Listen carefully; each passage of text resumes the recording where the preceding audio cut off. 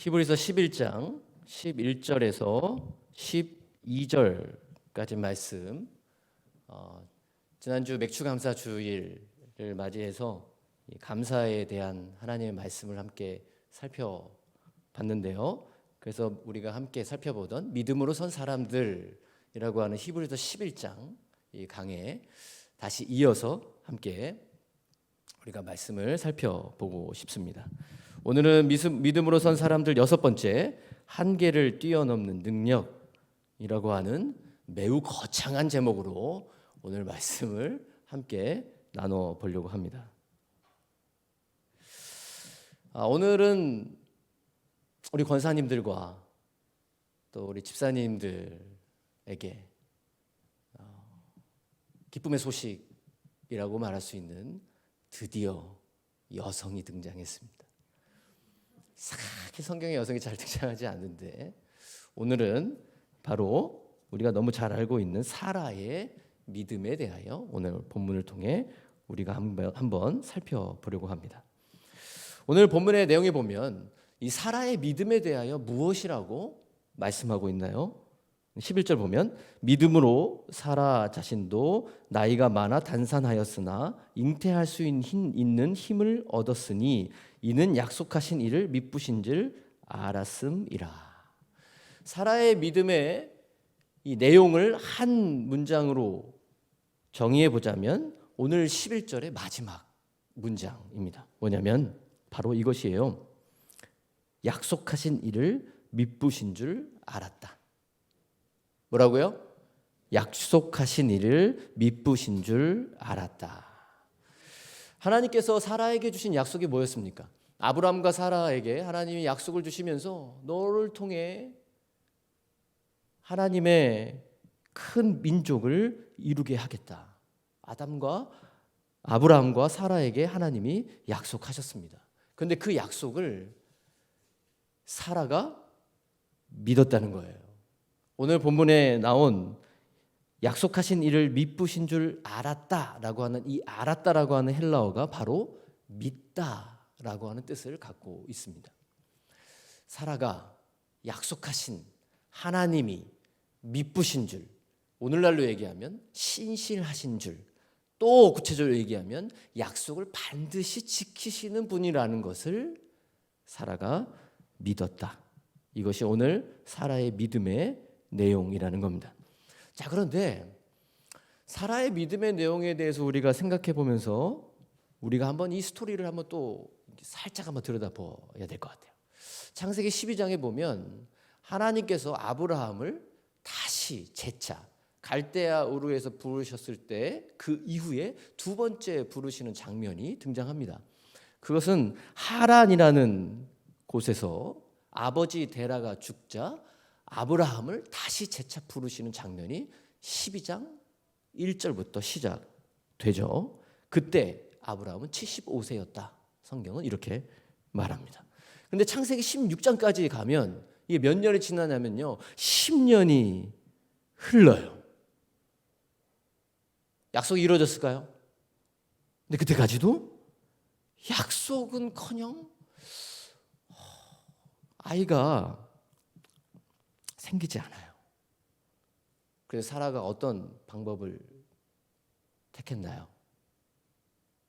여종 하갈을 아브라함에게 들여보냅니다. 그래서 하갈이라고 하는 이 종을 통해서 아이를 낳으려고 시도했어요.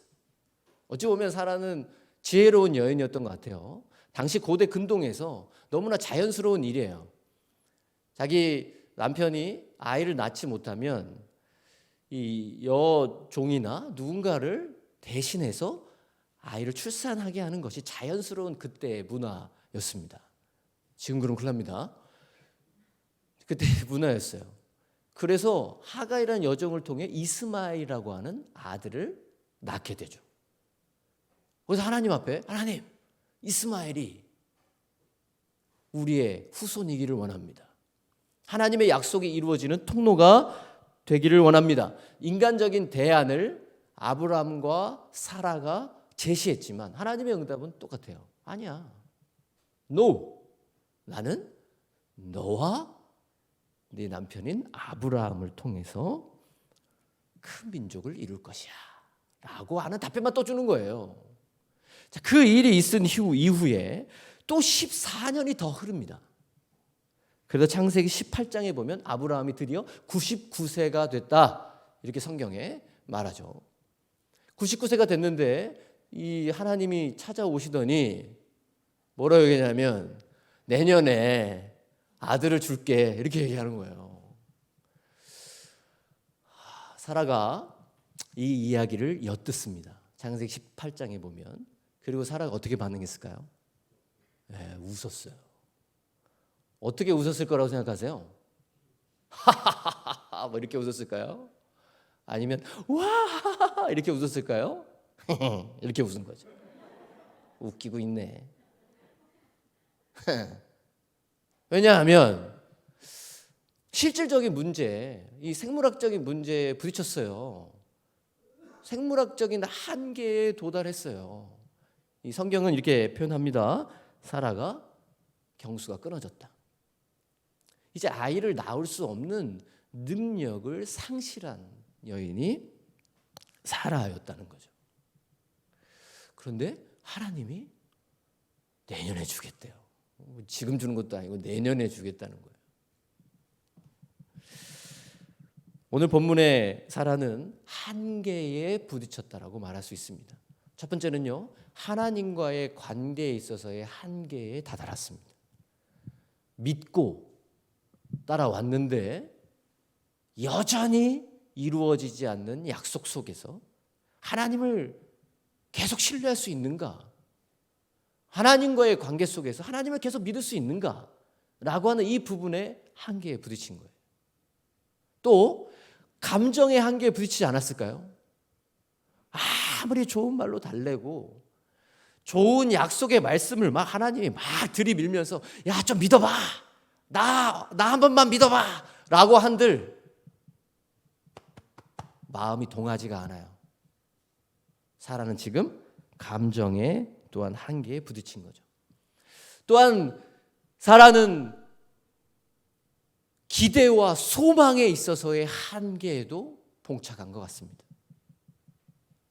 갈대아 우르 땅을 떠나면서 내 고향 친척집을 떠나면서 뭔가 새로운 세계에 대한 기대, 새로운 하나님의 역사에 대한 소망, 하나님이 우리 집안을 통해서 새로운 민족을 이루시겠다는데 그 놀라운 역사가 어떻게 이루어질지에 대한 그 마음은 이미 한계에 도달한 것 같아 보인다는 거죠. 이 아브라함과 사라의 이야기를 보시면서 성경을 읽으시면서 어떤 마음이 드십니까? 우리의 신앙생활도 별로 다르지 않은 것 같아요. 우리가 예수님을 믿고 구원받아 그리스도인으로 오늘을 살아가면서 우리 또한 우리의 삶의 자리에서 수많은 것들의 한계에 부딪힐 때가 많습니다. 예수님 믿고 이렇게 신앙생활 좀 최선을 다해보고 있는데 이루어지는 게 하나도 없네.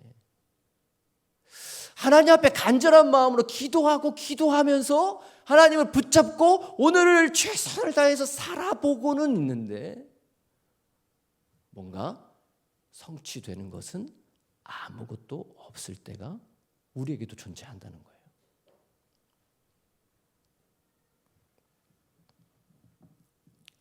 자녀를 기도하면서 하나님의 자녀로 또 뭔가 성공적인 자녀의 삶으로 잘 양육해보고 싶어요.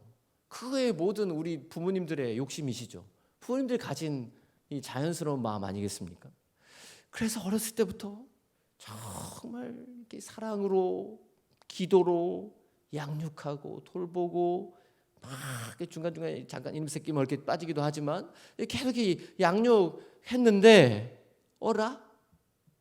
아직도 뭔가 부모의 손길이 필요한 것 같고 아직도 뭔가 하나도 이루어진 건 없는 것 같은 우리의 자녀의 모습들을 발견할 때가 또 있어요.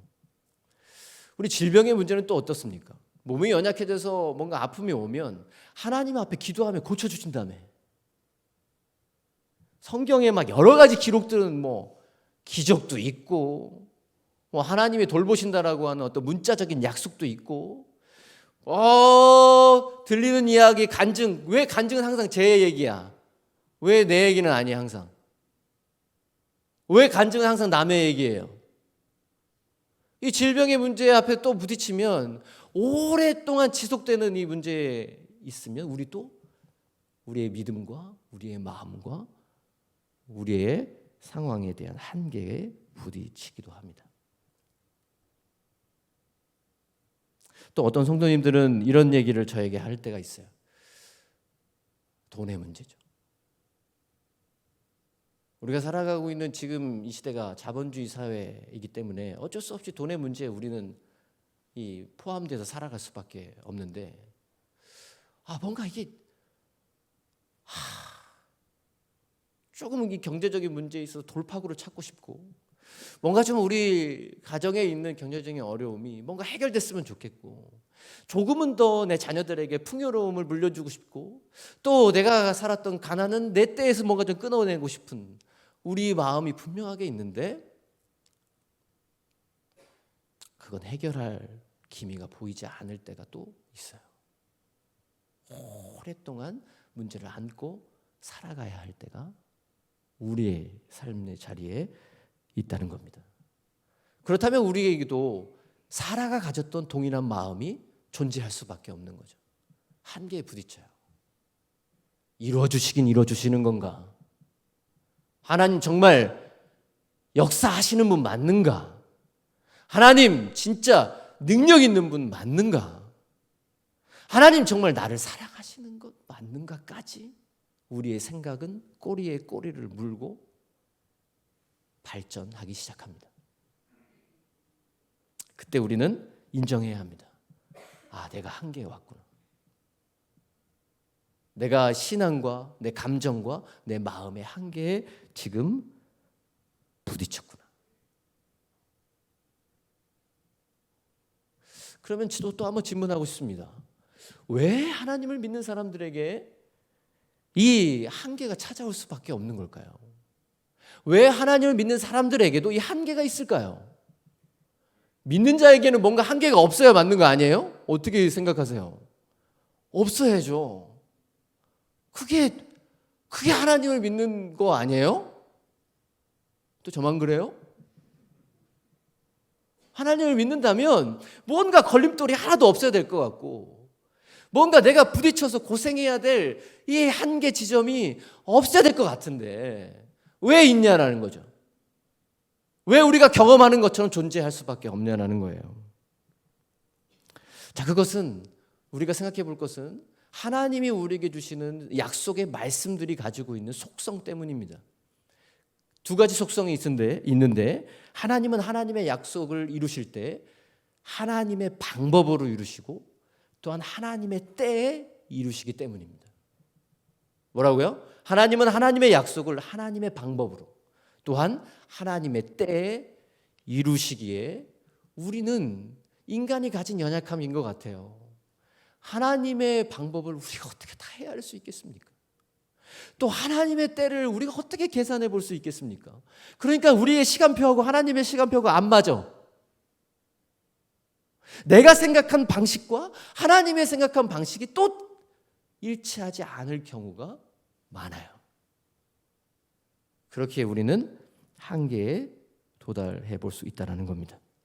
아브라함과 사라는 그들의 생각 속에서 하가를 통하여 새로운 자녀를 낳는 것, 그게 어찌 보면 자연스럽고 또 하나님의 소원을 내가 이루어 드릴 수 있을 것 같은, 하나님, 아브라함과 내 사이에서는 안 나오니까 생물학적으로 나올 수 없으니 하가를 통해서, 다른 대안을 통해서 약속을 이루어 드리겠습니다. 아브라함과 사라가 생각해낸 방식입니다. 근데 하나님은 그걸 거부하세요. 내 방법이 있다.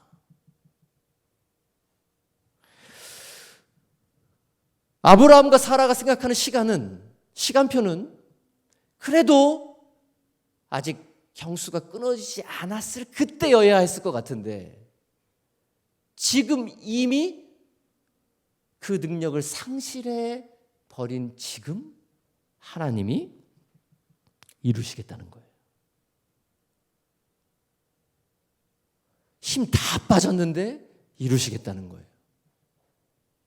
해볼 수 있는 능력이 우리가 보기에는 다 상실했는데 지금 하시겠다는 거예요.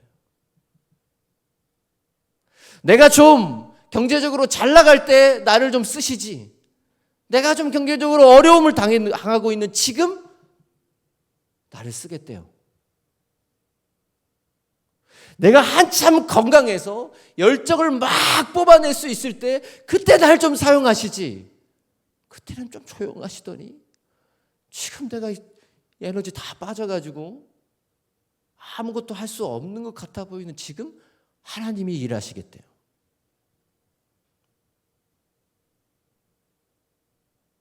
나는 지금 이미 직장에서 은퇴했는데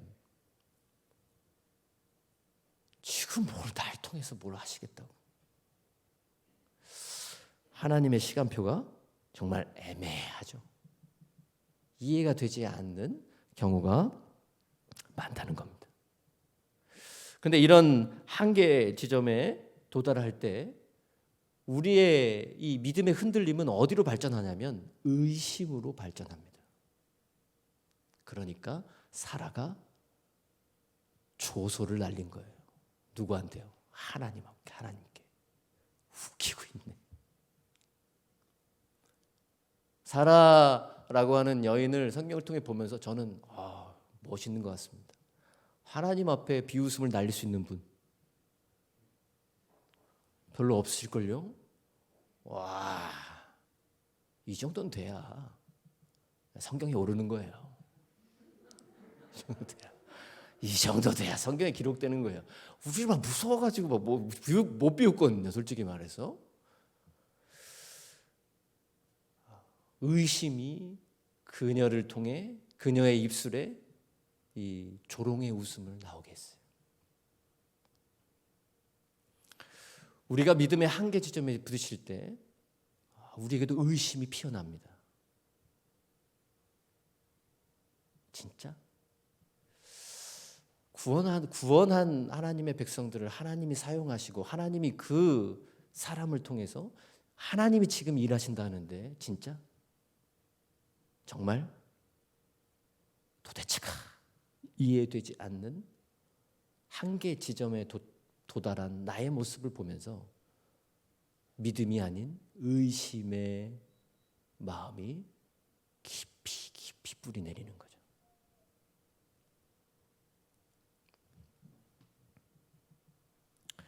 한계에 자꾸 반복해서 부딪히다 보면 우리의 삶의 자리가 우리가 믿는 믿음의 능력이 또 우리가 믿는 하나님이라고 하는 그 절대자가 가진 전능하심이 별것 아닌 것으로 치부해 버릴 수 있는 우리의 삶의 자리까지 나아가기도 합니다. 우리가 눈에 보이지 않지만 우리 어딘가에 존재하거든요. 벼룩이라는 거. 근데 이 벼룩이라고 하는 게 원래는 이게 자연스럽게 놔두면 1m까지 점프를 한대요. 아셨어요? 몰랐을 겁니다. 제가 어렵게 찾았으니까. 벼룩이라는 게 원래 1m까지 뛰는 애라는 겁니다. 그런데 이 과학자들이 실험하면서 이 벼룩을 컵으로 엎어서 이렇게 가둬봤다는 거예요. 그럼 계속 얘가 뛰겠죠? 근데 부딪혀요. 약 높아야 5cm, 뭐 더 높으면 한 10cm 정도 그 높이를 계속 반복해서 뛰는 거죠. 그럼 계속 부딪혀요. 그래서 계속 10cm 정도만 뛰는 거죠. 이렇게 오랜 시간이 지난 후에 그 컵을 치워봤을 때 그 벼룩은 그 10cm만큼만 뛴답니다. 내가 뛸 수 있는 능력치를 스스로 선을 그어버리는 거예요. 본래 가지고 있는 능력은 1m까지 뛸 수 있는 존재인데 10cm로 스스로 자각한다는 거죠. 나는 10cm만큼 뛸 수 있는 존재야 라고 스스로 인지한다는 겁니다. 우리 인간의 삶도 인간의 마음도 그런 것 같습니다. 계속된 이 한계 지점에 봉착하다 보면 우리 스스로가 선을 긋는 거죠. 내가 그리스도인이지만, 내가 하나님을 믿는 사람이지만 하나님이 나를 통해서 이루실 수 있는 건 여기까지다 라고 스스로 선을 긋는 일들이 우리 가운데도 나타날 수 있다는 거예요. 근데 이것을요, 이 일반 심리학자들도 이 연구를 통해서 이렇게 얘기하더라고요. 심리학자 마틴 셀리그먼이라고 하는 사람이 학습된 무기력이라고 하는 이 학문적 용어를 발표했습니다. 학습된 무기력. 계속된 무기력에 봉착하는 한계 지점을 사람들이 동일하게 반복해서 하다 보니까 나는 이거밖에 안 되는구나 라고 스스로를 가둔다는 거예요. 저는 이 심리학자의 이 연구 결과를 동의합니다. 계속해서 반복적으로 어려운 일들을 당해 보십시오. 여기까지가 내 능력의 한계인가 보다. 여기까지가 내가 믿는 하나님이 내게 베푸실 수 있는 능력의 한계인가 보다. 여기까지가 내 삶의 한계인가 보다. 이렇게 우리 스스로가 정의를 내릴 수 있다는 겁니다. 자, 그런데 사라는 이 한계 지점에서 의심을 싹 틔웠지만 그는 다른 반응 또한 함께 보였다는 거예요. 만약 사라가 우리랑 똑같이 의심 가운데서 끝났다면, 의심의 이 차원에서 그녀의 인생이 끝났다면 오늘 히브리서 11장에 나오지도 않았겠죠. 사라가 믿음의 사람이다라고 고백되지도 않을 거예요. 그렇죠? 그렇기 때문에 사라는 뭔가 다른 반응을 함께 보였다는 거예요. 존 오트버그라고 하는 사람이 쓴 하나님, 당신을 의심해도 될까요? 라고 하는 책이 있어요. 하나님, 당신을 의심해도 될까요? 도전적인 제목이죠. 하나님, 당신을 의심해도 될까요? 그 책에 보면 이렇게 얘기합니다. 아무도 영원히 산 정상에 머물 수는 없다. 모두가 불확실의 계곡으로 돌아와야 한다. 다시 말해서 우리가 겪는 믿음의 확신에는 썰물과 밀물이 있다는 얘기다. 때로 의심이 밀려오지만 중요한 것은 항상 의심에 머물러 있지는 않는다는 점이다. 하나님, 당신을 의심해도 될까요? 라고 하는 이 책을 펴면서 이 존 오트버그 박사는 뭐라고 얘기하냐면, 모든 그리스도인들이 항상 확신 속에서만 사는 것은 아니다 라는 걸 인정하는 거예요.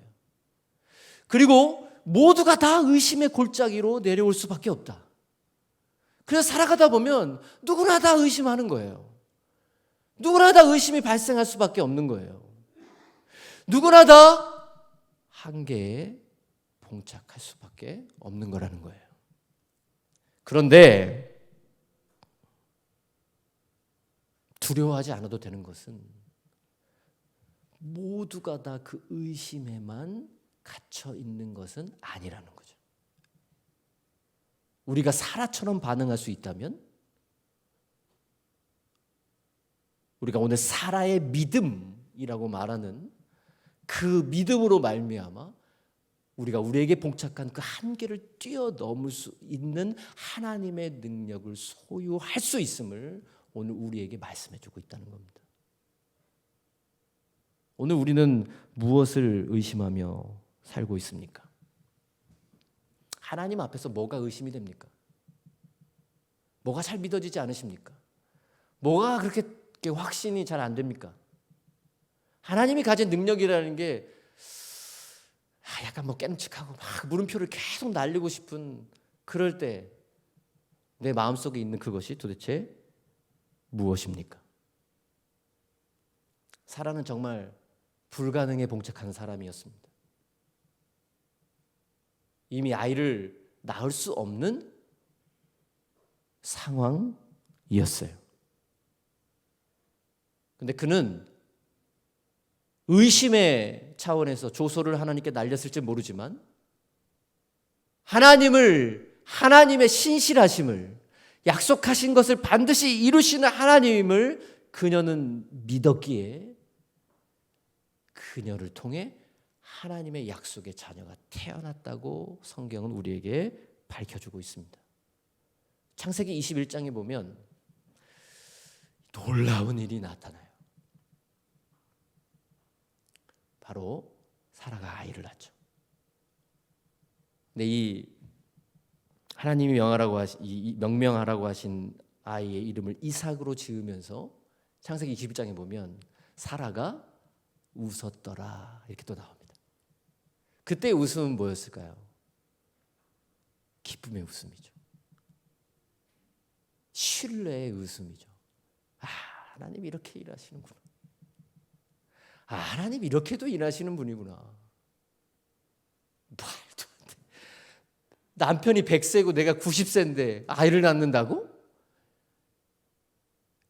이 비웃음을 날렸던 그녀의 입가에 하나님이 기쁨의 웃음을 주셨다는 거예요. 기쁨의 웃음. 하나님께서 우리의 삶에 동일하게 역사하지 않을까요? 하나님이 우리에게 기쁨의 웃음을 주실 줄 믿습니다. 하나님이 내 삶에 이루실 그 역사를 바라보면서 아이고 나 그렇게 고생시키더니 지금 일하시네요. 지금 또 이렇게 역사하시네요 라고 하는 우리에게도 사라가 지었던 그 기쁨의 웃음을, 미소를 우리에게 허락하신다는 겁니다. 말씀을 오늘 설교를 준비하면서 묵상하며 제 생각에 떠올랐던 이 성경의 한 드라마, 떠올랐던 장면이 있었어요. 그때는 언제냐? 태초 전. 흑암이 가득하고 아무런 생명력도 없는, 아무것도 없었던 그때 하나님의 이 놀라운 생명의 역사가 나타나는 현장, 빛이 있으라. 이 한마디에 아무것도 없던 그 흑암 가운데 하나님의 창조의 세계가 펼쳐졌습니다. 아무런 생명력이 없는 이 어둠의, 칠흑 같은 어둠의 세상이 하나님의 생명으로 꿈틀대며 생명이 움트며 살아계신 하나님의 역사가 품어져 나오는, 분출되는 그 놀라운 창조의 생명의 역사의 현장으로 변화되는 성경의 모습을 묵상하게 됐습니다. 하나님, 내가 하나님 앞에서 경험하는 이 한계 지점이 흑암과 같습니다.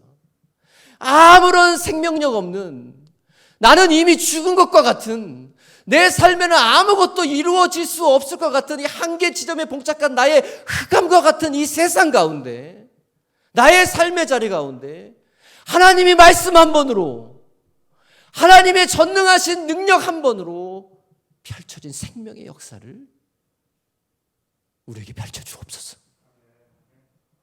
우리에게 펼쳐주옵소서. 내 삶의 자리에 펼쳐주옵소서. 말씀을 준비하면서 저절로 하나님 앞에 무릎 꿇게 됐어요. 하나님, 우리 제일교회 가운데 펼쳐주옵소서. 아직은 아무런 힘도 없는 것 같지만, 아직은 흑암 같지만, 아무런 생명력 없는 것 같지만, 하나님이 말씀 한 번으로 하나님의 생명력의 역사를 우리 가운데 펼쳐질 것을 소망합니다. 우리 모두 가운데 하나님의 기쁨의 웃음을 허락하옵소서. 하나님, 우리 제일교회 가운데 세계 선교의 비전을 허락하옵소서. 제가 하나님, 앞으로 우리 제일교회가 100명의 선교사를 파송하기를 원합니다 라고 하면 조롱하시겠죠. 웃기는데 누굴 파송해? 웃긴 얘기예요. 지금 보면, 지금 얘기하면 웃긴 얘기예요. 근데 하나님이 사라가 지었던 기쁨의 웃음을 우리 가운데 허락하실 줄 믿습니다. 우리 제일교회를 세우셨다면, 하나님이 세우셨다면, 하나님이 우리를 통해서 구원 역사, 영혼을 구원하는 역사에 사용하실 겁니다. 사용하실 걸 믿으세요? 그 사라가 가졌던 그 생명력에 대한 믿음이 우리 가운데 있어야 펼쳐지는 거예요. 우리 모두에게 있어야 펼쳐지는 거예요. 흑암과 같이 잠잠했던 우리의 삶의 자리에 하나님의 생명력이 풍성하게 나타나는 역사 말입니다. 그 믿음이 우리 가운데 있기를 간절히 소망합니다. 정말 무서운 얘기 하나 하겠습니다. 마태복음 13장 58절에 보면 예수님이 나사렛에 있는 사람들을 향해서 이렇게 말했습니다. 그들이 믿지 아니함으로 말미암아 거기서 많은 능력을 행하지 아니하시니라. 예수님께서요, 다른 동네에서, 다른 지역에서는 병을 고치시고 막 일으키시고 귀신을 떠나가게 하고 막 하나님의 기적들을 막 행하셨습니다. 그것이 예수님을 통해 이 땅에 임한 하나님의 나라의 표지였어요. 그런데 나사렛에서만 예수님은 별다른 일을 행하지 않으셨어요. 왜 그랬다고 성경은 우리에게 말씀하냐면 그들이 믿지 않음으로. 왜 믿지 않았습니까? 저는 목수 요셉의 아들이 아니냐? 저가 무슨 능력을 행하겠느냐? 믿지 않았어요. 나사렛 사람들이.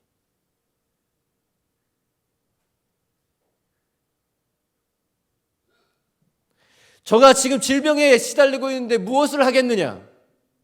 저가 지금 경제적인 어려움에 봉착했는데 무슨 하나님의 일을 하겠느냐?